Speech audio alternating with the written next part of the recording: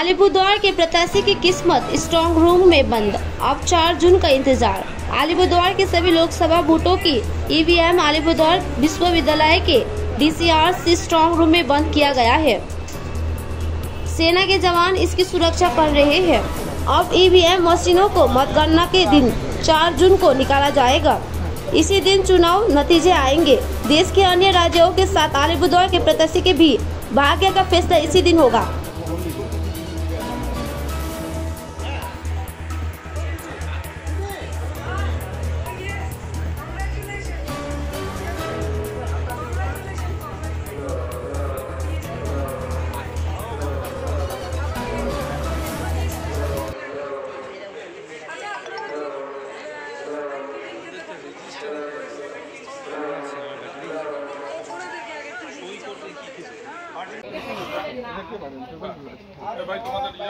आपने तो कैंडिडेट